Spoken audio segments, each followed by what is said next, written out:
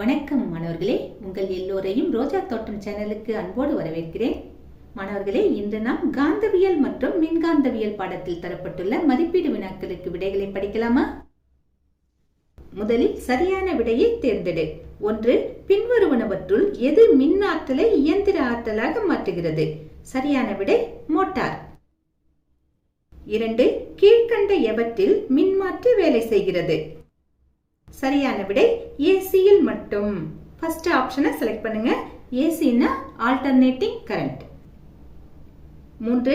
மின்னோட்டத்தை ஏசி மின்னியற்றியின் சுருளிலிருந்து வெளிச்சுற்றுக்கு எடுத்து செல்லும் மின்னியற்றியின் பகுதி? சரியான விடை தூரிகைகள். 4. காந்தப்பாய அடர்த்தியின் அலகு? சரியான விடை வெபர் பை மீட்டர் ஸ்கொயர். அடுத்தது கோடிட்ட இடங்களை நிரப்பு. 1. காந்தப்புல தூண்டலின் SI அலகு டேஷ் ஆகும். காந்தப்புல தூண்டலின் SI அலகு டெஸ்லா ஆகும். 2. உயர் மாறுதிசை மின்னோட்டத்தை குறைந்த மாறுதிசை மின்னோட்டமாக மாற்றுவதற்கு பயன்படுத்தப்படும் கருவிகள் டேஷ் ஆகும். இறக்கு மின்மாற்றிகள் ஆகும். சரியான விடை இறக்கு மின்மாற்றிகள். 3. மின்மோட்டார் டேஷ் மாற்றுகிறது. விடை மின்மோட்டார் மின்னாற்றலை இயந்திர ஆற்றலாக மாற்றுகிறது. 4. மின்னோட்டத்தை உருவாக்குவதற்கான ஒரு கருவி டேஷ் ஆகும். விடை மின்னோட்டத்தை உருவாக்குவதற்கான ஒரு கருவி மின்னியற்றி ஆகும். அடுத்தது பொருத்துக. காந்த பொருளை இரும்போடு பொருத்தலாம், காந்தமல்லாத பொருளை மரத்தோடு பொருத்தலாம், மின்னோட்டம் மற்றும் காந்தவியலை அயர்ஸ்டெட்டோடு பொருத்தலாம், மின்காந்த தூண்டலை ஃபாரடேவோடு பொருத்தலாம், மின்னியற்றியை தூண்டலோடு பொருத்தலாம். அடுத்தது சரியா தவறா? தவறு எனில் திருத்துக. 1. ஒரு மின்னியற்றி இயந்திர ஆற்றலை மின்னாற்றலாக மாற்றுகிறது.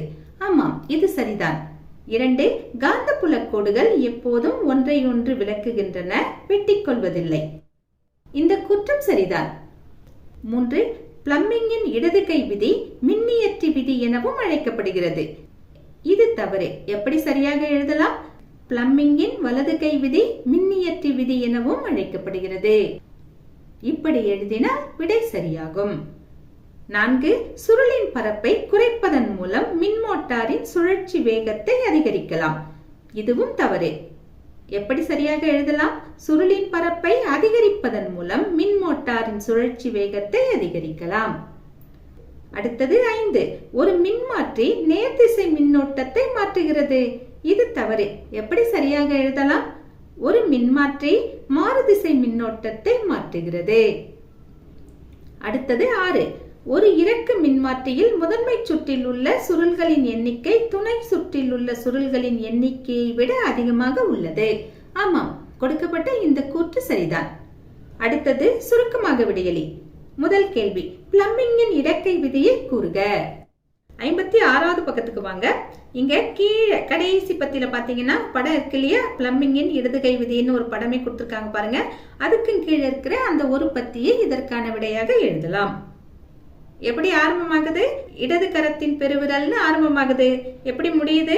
இயங்கும் திசையை குறிக்கிறது. இது வரைக்கும் எழுதணும். அந்த ஒரு பத்தியை முழுசா எடுத்து எழுதணும். அடுத்தது 2வது கேள்வி, காந்தப்பாய அடர்த்தி வரையறு. 53வது பக்கத்துல இதற்கான விடை இருக்கு. காந்தப்பாயம்னு ஒரு தலைப்பு இருக்கா? அதுக்கு கீழே இருக்கிற முதல் பத்தி வேண்டாம், 2வது பத்தி தான் இதற்கான விடை. எப்படி எழுதலாம்? காந்த விசை கோடுகளுக்கு செங்குத்தாக அமைந்த ஓரலகு பரப்பை கடந்து செல்லும் காந்த விசை கோடுகளின் எண்ணிக்கை காந்தப்பாய அடர்த்தி என்று அழைக்கப்படும். இது வரைக்கும் எழுதுங்க. அதுக்கப்புறமா அடுத்த லைனை எழுதணும். என்ன தரப்பட்டிருக்கு? இதன் அலகு வெபர் பை மீட்டர் ஸ்கொயர் ஆகும். WB பை மீட்டர் ஸ்கொயர் இருக்கு இல்லையா? அதை எடுத்து எழுதணும். அலகோட சேர்த்து எழுதுங்க. சரிங்களா? அடுத்தது 3வது கேள்வி, மின் மோட்டாரின் முக்கிய பகுதிகளை பட்டியலிடுக. 58வது பக்கத்துக்கு வாங்க. அங்க மின் மோட்டாரின் படம் தரப்பட்டிருக்கு பாருங்க. இங்க இருக்கிற பாகங்களை எடுத்து அப்படியே பட்டியலிட வேண்டியதுதான். எந்தெந்த பாகங்கள் இருக்கு? நிலைகாந்தம் இருக்கு, கார்பன் தூரிகை இருக்கு, திசை மாற்றி இருக்கு. இது இல்லாம கம்பிச்சுருளும் இருக்கு. இந்த பார்ட்ஸ் இங்க விடுபட்டிருக்கு, நீங்களா எழுதிக்கோங்க. 2 காந்தங்களுக்கும் நடுவுல இருக்கு இல்லையா? அதுதான் கம்பிச்சுருள். இன்னொரு தடவை சொல்றேன். நிலைகாந்தம், கார்பன் தூரிகை, திசை மாற்றி, கம்பிச்சுருள். அடுத்த அடுத்தது 4வது கேள்வி. ஏசி மின்னியற்றியின் படம் வரைந்து பாகங்களை குறிக்கவும். 60வது பக்கத்துக்கு வாங்க. அங்க மின்னியற்றின்னு ஒரு தலைப்பு இருக்கா மேல, அதுக்கு கீழே வந்தீங்கன்னா ஆய்வு 1, ஆய்வு 2ன்னு 2 படம் தந்திருக்காங்க. இந்த 2 படங்கள்ல முதல்ல தரப்பட்டிருக்கிற படத்துல தான் எல்லா பார்ட்ஸும் இருக்கு. அதனால நீங்க அந்த படத்தை வரைஞ்சிக்கலாம். இதுல கூட 2 பார்ட்ஸை குறிக்காம விட்டுருக்காங்க. நிலைக்காந்தங்கள் ஒன்று, இன்னொன்று என்னன்னா ஏபிசிடின்னு இருக்கு இல்லையா, இந்த செவ்வக வடிவத்துல, இது செவ்வக வடிவ கம்பிச்சுருள். இந்த பார்ட்ஸையும் நீங்க நோட் பண்ணிக்கணும். மற்றபடி இங்க கொடுத்திருக்கிற இந்த படத்தை வரைஞ்சி அப்படியே பாகங்களை குறிக்க வேண்டியதுதான். எக்ஸ்ட்ராவா 2 பார்ட்ஸ் நீங்க சேர்க்கிறீங்க, அவ்வளவுதான். அடுத்தது 5வது கேள்வி. டிசியை விட ஏசியின் சிறப்பியல்புகளை கூறுக. நம்ம கிட்ட ஏசியின் சிறப்பியல்புகளை கூறுகன்னு கேட்டிருந்தாங்கன்னா நம்ம 1, 2, 3ன்னு போட்டு அப்படியே நேரா வரிசைப்படுத்தி இருக்கலாம். ஆனா டிசியை விட அப்படின்னு கேட்டிருக்காங்க. அப்ப கம்பேர் பண்ற மாதிரி நம்ம எழுத வேண்டியது இருக்கு. பாயிண்ட்ஸ் நிறைய இருக்கு அப்படின்னு நினைச்சீங்கன்னா 1, 2 பாயிண்ட்ஸ் நீங்க ஸ்கிப் பண்ணிக்கலாம். இந்த மாதிரி வேண்டாம், ஏசியின் சிறப்பியல்புகளை மட்டும் நாம வரிசைப்படுத்தினா போதும் அப்படின்னு நீங்க நினைச்சீங்கன்னா அந்த ஆன்சரை டிஸ்கிரிப்ஷன்ல கொடுக்குறேன், பார்த்து எழுதிக்கோங்க. சரிங்களா? வேறுபடுத்தி காட்டி கொடுத்துருக்கிறத பார்க்கும்போது உங்களுக்கு கொஞ்சம் எளிதா புரியும். புரிஞ்சுக்கிறதுக்கு வேணும்னா நீங்க இதை ஃபாலோ பண்ணுங்க. ஆன்சரை எழுதணும்னா நீங்க டிஸ்கிரிப்ஷன்ல வேணா பார்த்து எழுதிக்கோங்க. சரிங்களா? ஒரு பக்கத்துல ஏசி, அதாவது ஆல்டர்னேட்டிங் கரண்ட், எப்படி சொல்லலாம் தமிழ்ல, மாறுதிசை மின்னோட்டம், இந்த மாதிரி எழுதிக்கோங்க. இன்னொரு பக்கத்துல டிசி, அதாவது டைரக்ட் கரண்ட், இதை எப்படி தமிழ்ல எழுதலாம், நேர் மின்னோட்டம்னு எழுதிக்கலாம். இப்ப நான் வேறுபடுத்துற மாதிரியே சொல்லிட்டு வரேன். நீங்க உங்களுக்கு விருப்பம்னா இந்த மாதிரி எழுதிக்கோங்க, இல்லைன்னா ஏசி சைட்ல இருக்கிற பாயிண்ட மட்டும் எழுதிக்கோங்க. நான் சொல்றது புரியும் நினைக்கிறேன். எழுதலாமா? ஃபர்ஸ்ட் பாயிண்ட், மின்மாற்றியை பயன்படுத்தி மின்னழுத்த மதிப்பை மாற்றிக்கொள்ளலாம். டிசியை பொறுத்த வரைக்கும் இங்கே மின்மாற்றியை பயன்படுத்த முடியாது. செகண்ட் பாயிண்ட், மின்னோட்ட பாதையில் ஆற்றல் இழப்பு மிகவும் குறைவாக இருக்கும். இந்த பக்கம் வாங்க, மின்னோட்ட பாதையில் ஆற்றல் இழப்பு அதிகமாக இருக்கும். தேர்ட் பாயிண்ட், டிரான்ஸ்பார்மர்கள் மாறுதிசை மின்னோட்டத்தில் மட்டுமே வேலை செய்கின்றன. இந்த பக்கம் வாங்க, டிரான்ஸ்பார்மர்கள் நேர் மின்னோட்டத்தில் வேலை செய்யாது. ஃபோர்த் பாயிண்ட், நமக்கு தேவைப்படும் போது மாறுதிசை மின்னோட்டத்தை எளிதில் நேர் மின்னோட்டமாக மாற்றிக்கொள்ளலாம். இந்த பக்கம் வாங்க, இன்வெர்டர் இருந்தால் மட்டுமே நேர் மின்னோட்டத்தை மாறுதிசை மின்னோட்டமாக மாற்ற முடியும். அடுத்தது ஃபிஃப்த் பாயிண்ட், மாறுதிசை மின்னோட்டத்தை உருவாக்குவது எளிது. இந்த பக்கம் வாங்க, நேர் மின்னோட்டத்தை உருவாக்குவது சற்று கடினம். சிக்ஸ்த் பாயிண்ட், டிசியை விட குறைந்த செலவில் ஏசியை உருவாக்கலாம். இந்த பக்கம் வாங்க, டிசியை குறைந்த செலவில் உருவாக்க முடியாது, அதிக செலவாகும். செவன்த் பாயிண்ட், மின்காந்த தூண்டலை மாறுதிசை மின்னோட்டத்தால் உருவாக்க முடியும். இந்த மின்காந்த தூண்டல் நமக்கு பல வகைகளில் பயன்படுகின்றன. இந்த பக்கம் வாங்க, மாறும் காந்தப்புலம் இல்லாததால் மின்காந்த தூண்டலை உருவாக்க முடியாது. எய்த் பாயிண்ட், இதில் பாதுகாப்பு அம்சங்கள் அதிகம். இந்த பக்கம் வாங்க, இதில் பாதுகாப்பு அம்சங்கள் மிக குறைவு. அடுத்தது கடைசியா இந்த பாயிண்ட் எழுதிடுவோமா? இதில் புவி இணைப்பு கொடுப்பது எளிது. இந்த பக்கம் வாங்க, இதில் சில சிறப்பு உபகரணங்கள் இருந்தால் மட்டுமே புவி இணைப்பு தர முடியும். மாணவர்களே, இந்த கொஸ்டின்ல நிறைய பாயிண்ட்ஸ் கொடுத்துருக்கோம். சுருக்கமான விடைதான், இத்தனையும் எழுதணும்னு அவசியம் இல்லை. உங்களால முடிஞ்சதை எடுத்து எழுதுங்க. சரிங்களா? அடுத்தது 6வது கேள்வி, ஏற்று மின்மாற்றிக்கும் இறக்கு மின்மாற்றிக்குமான வேறுபாடுகளை தருக. 61வது பக்கத்துக்கு வந்தீங்கன்னா இங்க மேல ஏற்று மின்மாற்றின்னு இருக்கு, அதுக்கு கீழே இறக்கு மின்மாற்றின்னு இருக்கு. இது ரெண்டையும் அப்படியே வேறுபடுத்தி காட்டணும். நீங்க இங்க கொடுத்திருக்கிற மாதிரியே ஒன்றின் கீழ் ஒன்றாகவும் எழுதலாம். ஆனா வேறுபடுத்துகன்னு கேட்டிருக்காங்க. அதனால ஒரு பக்கத்துல ஏற்று மின்மாற்றின்னு எழுதிட்டு இன்னொரு பக்கத்துல இறக்கு மின்மாற்றின்னு எழுதுங்க. இங்க கொடுக்கப்பட்டிருக்கிற பத்தியில இருக்கிற பாயிண்ட்ஸ் தான் அப்படியே 2 பாயிண்ட்ஸா பிரிச்சு கொடுக்குறோம். சரிங்களா? எப்படி எழுதலாம்? முதல்ல ஏற்று மின்மாற்றி. ஃபர்ஸ்ட் பாயிண்ட் எப்படி எழுதலாம்? ஒரு குறைந்த மாறுதிசை மின்னழுத்தத்தை உயர் மாறுதிசை மின்னழுத்தமாக மாற்றுவதற்காக பயன்படுத்தப்படும் மின்மாற்றி ஏற்று மின்மாற்றி என்று அழைக்கப்படுகிறது. அதாவது Vs greater than Vp. இந்த பக்கம் வாங்க, ஒரு உயர் மாறுதிசை மின்னழுத்தத்தை குறைந்த மாறுதிசை மின்னழுத்தமாக மாற்றுவதற்கு பயன்படுத்தப்படும் மின்மாற்றி இறக்கு மின்மாற்றி என்று அழைக்கப்படுகிறது. அதாவது Vs less than Vp. Second point எப்படி எழுதலாம்?